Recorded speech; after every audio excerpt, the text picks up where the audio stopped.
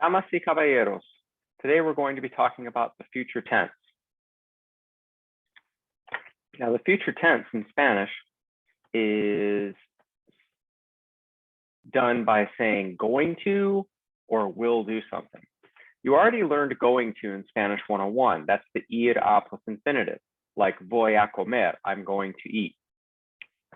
For today, you're going to be learning what's called the simple future. The simple future is the equivalent of will do something. It is used in Spanish, but it's not used as frequently in common speech as ir a plus infinitive. However, it is used, and so we are going to learn it, and I think you're going to like it a lot because it's a lot simpler than the other verb tenses that you've learned.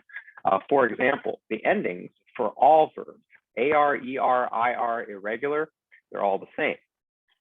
The ending for the yo is going to be an E with an accent, as, A with an accent, A with an accent, hemos, es, accent on the E, and an, accent on the A.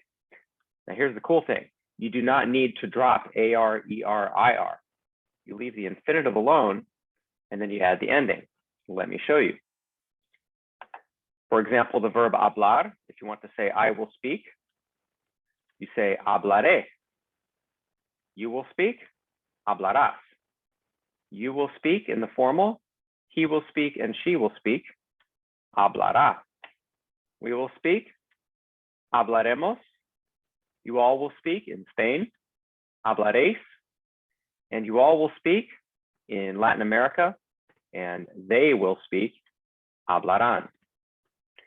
It also works for ER verbs, same ending. Comeré, comerás, comerá, comeremos, comeréis, comerán. And then an IR verb. Viviré, vivirás, vivirá, viviremos, viviréis, vivirán. Reflexive verbs, the rules for the placement of the reflexive se are no different than any other time you've learned it. The reflexive goes before the verb. Me lavaré, te lavarás, se lavará, nos lavaremos, os lavaréis, se lavarán. Now, irregular verbs function the same in terms of the endings. The endings are going to be the same, but with irregular verbs, instead of attaching the ending to the infinitive, you have to alter the infinitive. You have to change it to a different spelling and then add your endings. For example, caber, to fit, you don't go caberé.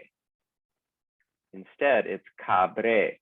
So you actually drop that E out, you shift the R over, and then you add your ending. Cabré, cabrás, cabrá, cabremos, cabréis, cabrán.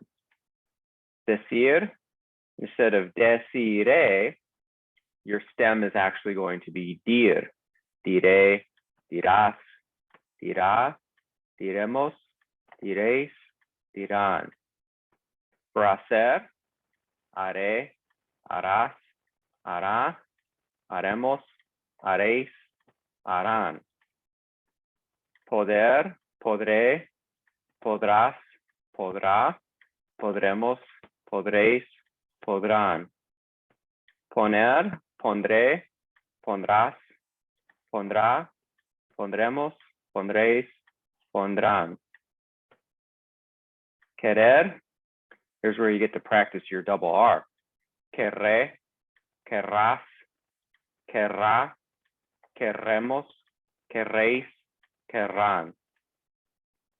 Saber, sabré, sabrás, sabrá, sabremos, sabréis, sabrán. Salir, saldré, saldrás, saldrá, saldremos, saldréis, saldrán. Tener, tendré, tendrás, tendrá, tendremos, tendréis, tendrán. Valer, to be worth, valdré, valdrás, valdrá, valdremos, valdréis, valdrán.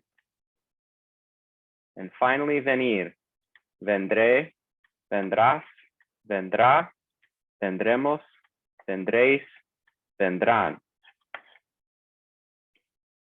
And that's how you conjugate the future. Now, a few examples of the future used in context, so you can see how it's used. ¿Cuándo vendrán los invitados? When will the guests arrive, or when will the guests come? Vendrán en 20 minutos. They will come in 20 minutes.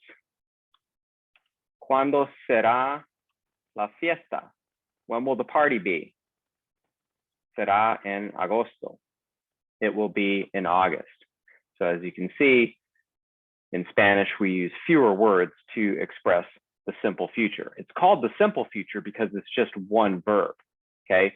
The ir a plus infinitive is called complex future, meaning it's made up of more than one word. Voy a comer, I am going to eat, versus simple future, comeré, I will eat, okay? Now they don't have the same meaning, and like I said, the ir a plus infinitive colloquially is used a lot more often than the will future. However, it is used, and you guys are going to be practicing it in about 2 minutes.